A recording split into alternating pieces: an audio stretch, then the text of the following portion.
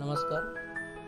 भारतीय स्वातंत्र्य दिनानिमित्त आपणा सर्वांना खूप खूप शुभेच्छा. स्वातंत्र्य दिनानिमित्त मी नासा येवतीकर माझे काही विचार आपल्यासमोर व्यक्त करीत आहे. आज 15 ऑगस्ट अर्थात भारताचा स्वातंत्र्य दिन. या सोनेरी दिवसाची वाट पाहण्यासाठी कित्येक लोकांना आपले प्राण गमवावे लागले. आजच्या दिवशी आपण ह्या सर्व थोर मंडळीची आठवण करतो. भारत माता की जय असा नारा देताना त्या छोट्याशा शिरीष कुमारची आठवण आल्याशिवाय राहत नाही. तो शाळकरी वयाचा म्हणजे जेमतेम 10 वर्षाचा होता. इंग्रजांच्या विरोधात नारे दिल्यामुळे आणि भारत मातेची सेवा केल्यामुळे त्याला इंग्रजांनी ठार केले. परदेशी कपड्यांच्या गाडीसमोर स्वतःचे बलिदान करणारे बाबू गेनूला आपण कसे विसरू. शिरीष कुमार व बाबू गेनू आज आपल्यामध्ये नाहीत, परंतु त्यांच्या आठवणी, त्यांचे कार्य अजूनही स्मरणात आहे. आपण ते कधीच विसरू शकत नाही. भारतीय स्वातंत्र्य लढ्याच्या काळात लोकमान्य टिळक, महात्मा गांधी, नेताजी सुभाषचंद्र बोस, मौलाना अबुल कलाम आझाद, डॉक्टर बाबासाहेब आंबेडकर इत्यादी अनेक जणांनी देशाच्या स्वातंत्र्यासाठी चळवळ उभी केली व देशाला इंग्रजांच्या गुलामगिरीतून मुक्त केले. त्यापूर्वी महात्मा ज्योतिबा फुले व क्रांतिज्योती सावित्रीबाई फुले यांनी पुणे येथील भिडेच्या वाड्यात मुलींसाठी पहिली शाळा सुरू केली. समाजातील रूढी, परंपरा व सनातन पद्धतीच्या काळात फुले दाम्पत्यांना खूप हाल अपेष्टा सोसावे लागले.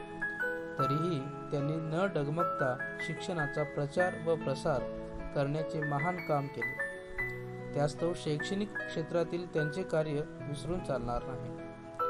हिंदवी स्वराज्य निर्मितीसाठी छत्रपती शिवाजी महाराज यांनी आपले संपूर्ण आयुष्य अर्पण केले हे तर लक्षात राहतेच, शिवाय त्यांना घडविणारी राजमाता जिजाऊ यांची आठवण देखील पदोपदी येत राहते. 6 महिन्याचे तान्हे बाळ पाठीशी बांधून इंग्रज लोकांशी 2 हात करणारी आणि मेरी झांसी नहीं दूंगी अशी ठणकावून सांगणारी राणी लक्ष्मीबाईचे शौर्य आमच्यासाठी नेहमीच प्रेरणा देत राहील.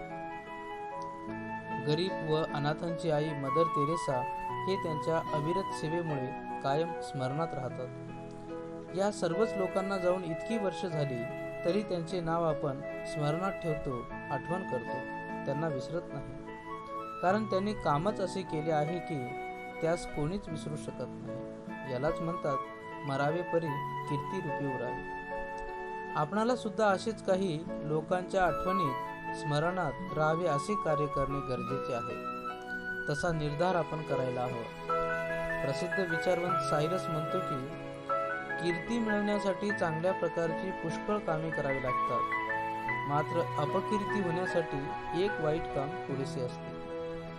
अनेक लोक जन्मतात आणि कितीतरी लोक रोज मरण पावतात, परंतु ज्यांनी समाजाच्या उपयोगी पडेल असे काम केले आहे त्यांचीच समाजामध्ये कीर्ती आणि नाव शिल्लक राहते. स्वतःसाठी किंवा स्वतःच्या कुटुंबासाठी अहोरात्र कष्ट करणाऱ्या व धडपडणाऱ्या व्यक्तीला त्याच्या कुटुंबातील सदस्यच तेवढे लक्षात ठेवू शकतात. त्यामुळे हेन्री सटन यांनी म्हटल्याप्रमाणे कीर्ती मिळवायची असेल तर दुसऱ्याचे अश्रू पुसण्याचे प्रयत्न करा. आपण जेव्हा इतरांचे दुःख समजून घेऊन त्यांना हातभार किंवा दिलासा देतो तेव्हा त्यांच्या मनात आपल्याविषयी करुणा, प्रेम, माया आणि ममतेची भावना निर्माण होते आणि नक्कीच आपली कीर्ती होते. या जगात आपण रिकाम्या हाताने आलोत आणि रिकाम्या हातानेच परत जाणार आहोत ही जगजेता सिकंदराची शिकवण विसरून कसे चालेल. आपण खूप नशीबवान आहोत की स्वातंत्र्योत्तर काळात आपला जन्म झालेला आहे. गुलामगिरी म्हणजे काय असते याची जरा सुद्धा आपणाला जाणीव झाली नाही. आपण स्वातंत्र्य लढ्याचा इतिहास फक्त पुस्तकातून वाचन करतो आणि तेच लक्षात ठेवण्याचा प्रयत्न करतो. कधी कधी तर अमुक तारीख आणि अमुक व्यक्ती माझ्या लक्षात राहत नाही असेही बोलून जातो. जुलमी इंग्रजांच्या गुलामगिरीत लोकांनी काय हाल अपेष्टा सहन केल्या असतील त्यांचा इतिहास वाचूनच अंगावर काटा उभा राहतो.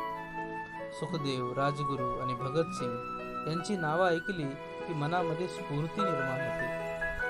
भारत माता की जय म्हटल्यामुळे शाळकरी शिरीष कुमारला इंग्रजांनी गोळ्या झाडल्या आणि आज आमच्या तोंडातून भारत माता की जय अगदी बारीक आवाजात निघते, कारण आपणाला स्वातंत्र्य फुकटात मिळालेले आहे. त्यामुळे त्याची आपणास काहीही किंमत वाटत नाही.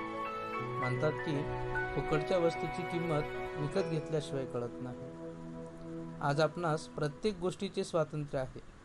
इंग्रज लोक भारतातून निघून जाऊन 78 वर्षाचा काळ गेला. या 78 वर्षात भारताने लक्षणीय प्रगती केली नाही हे जरी सत्य असले तरी संपूर्ण जग भारत देशाकडे विकसनशील देश या नजरेतून पाहते. आज भारतात मनुष्यबळ तर आहेच, शिवाय बुद्धिमान लोकांची संख्या सुद्धा भरपूर आहे. त्यामुळे जग आपल्याकडे बुद्धिमान व हुशार युवकांचा पुरवठा करणारा देश म्हणून पाहतो. आपल्या देशात युवकांसाठी रोजगार नाहीत म्हणून होणारी ओरड सर्वत्र आहे. विदेशामध्ये काय रोजगार मोठ्या प्रमाणावर आहेत का?